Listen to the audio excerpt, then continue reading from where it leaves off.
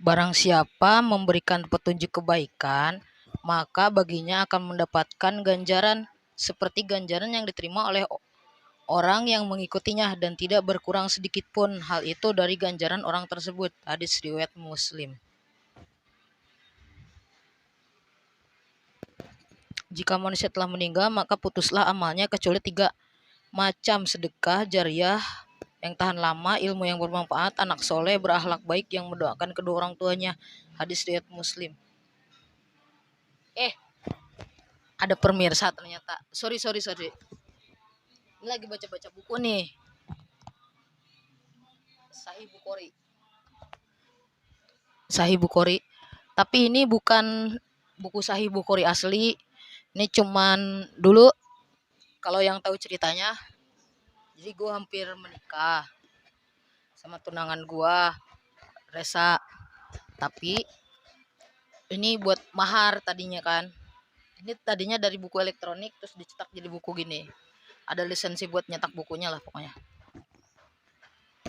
Balik lagi sampai kelupaan gue. Assalamualaikum warahmatullahi wabarakatuh. Jumpa lagi bersama gue, Wildan Copa, di akun pejabat, yang kali ini akan membahas hal-hal tentang sesuatu hal yang cocok dibahas menuju Ramadan. Seperti kita ketahui 2 bulan lagi Ramadan. Kali ini masih melanjutkan tentang perihal azan. Yang seperti yang gue bilang, azan itu kalau dibahas nih gak bakalan tuntas sampai 1-2 episode, berjam-jam. Itulah namanya ilmu Allah. Ilmu Allah. Kalau seandainya lautan ini jadiin tinta, semua lautan yang di muka bumi ini jadiin tinta, semua daun-daun ini jadiin kertas, tidak akan cukup untuk menulis ilmu Allah. Itu dia.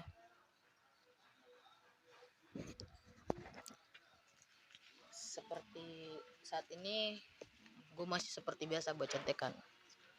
Karena hari ini gue mau membahas tentang orang azan nih. Kadang 5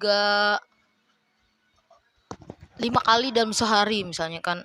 Kadang di suatu masjid orangnya itu aja gitu, gak ada pergantian ya kan. Nah ini yang mau gue bahas nih, gak ada pergantian. Bahkan kemarin nih gue denger azan nih zuhur nih, pas zuhur azannya gue dengerin sampai habis baru gue musa. Soalnya apa? Yang azan kakek-kakek suaranya percis banget kayak azan di rumah gue. Kalau pas mau subuh, azan subuh di rumah gue suaranya kayak gitu tuh, kakek-kakek ya kan. Nah terus sekarang mau membahas apa? Itu orang sampai rela bangun pagi buat mengumandangkan azan. Sebenarnya dikasih duit berapa sih? Nah gitu kan. Saya ada dalilnya tentang masalah azan ini. Orang muazin yang bayaran untuk muazin ini, ya kan. Jadi gini, dari catatan yang kemarin ya kan, dalam hadis dari Utsman bin Abil Ash radhiyallahu anhu, Nabi SAW berpesan, ambil muazin yang tidak meminta bayaran untuk azannya. Hadis riwayat Ahmad nomor 16.270 dan An-Nasai nomor 608, disahihkan Al-Arnauts. Nah, ya kan? Nabi Muhammad sendiri berpesan, ambillah muazin yang gak minta bayaran.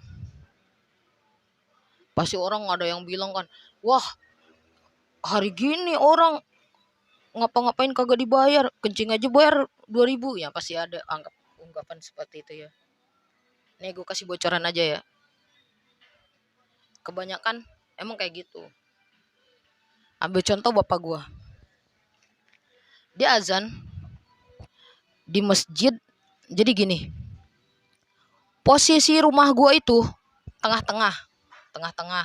Ini rumah gue, rumah gua nih kalau mau Jumatan dulu namanya ke Kampung Tugu sama Bobojong. Kampung Tugu sebelah sini, Bobojong sebelah sini.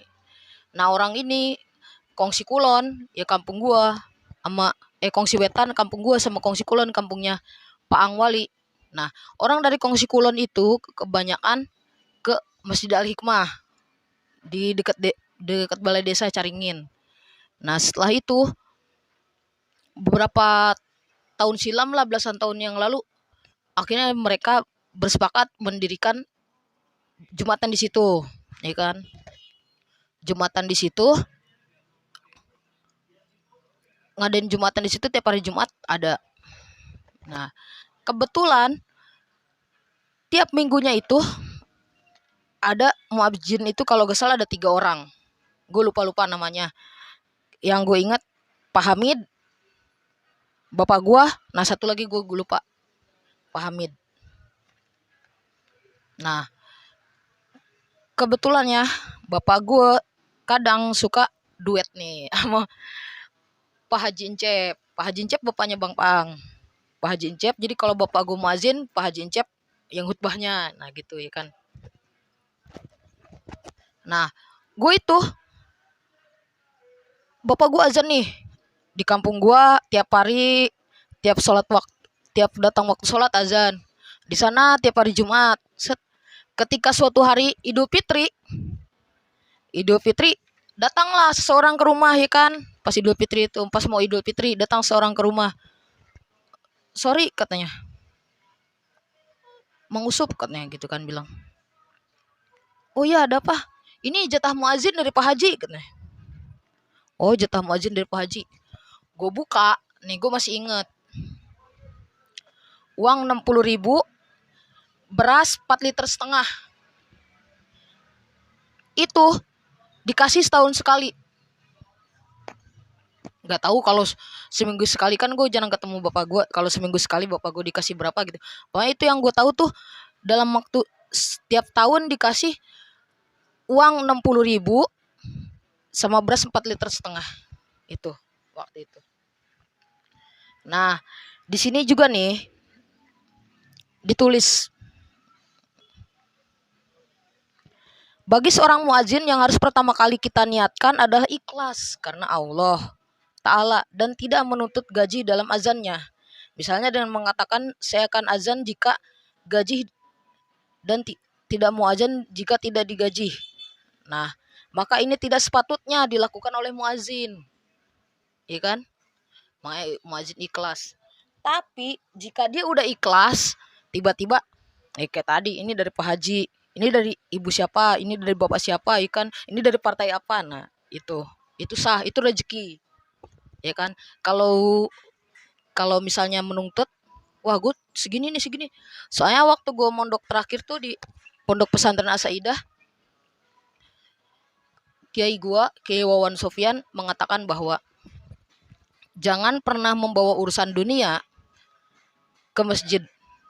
Bahkan dia tidak menerima yang namanya konsep itikaf.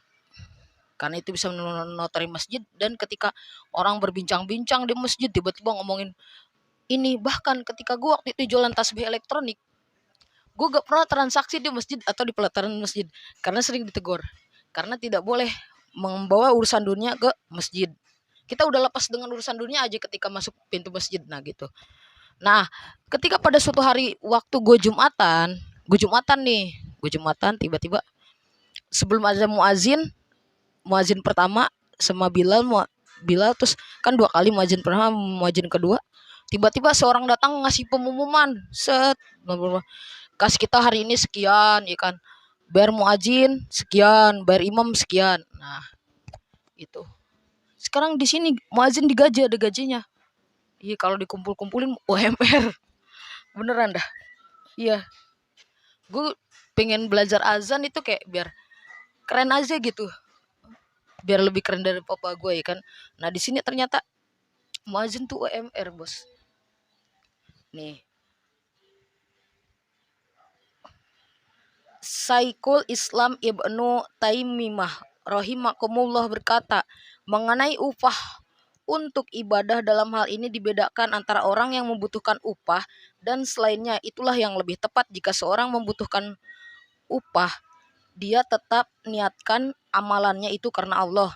Masih boleh baginya untuk mengambil upah dalam ibadah karena nafkah pada keluarga itu wajib dan boleh sesuatu yang wajib ditanggung dengan upah ini. Sedangkan orang kaya tidaklah butuh pada upah ini karena nantinya ia termasuk orang yang beramal pada selain Allah. Nah, kemarin itu tuh masih diperdebatkan kan. Jadi gini. Jadi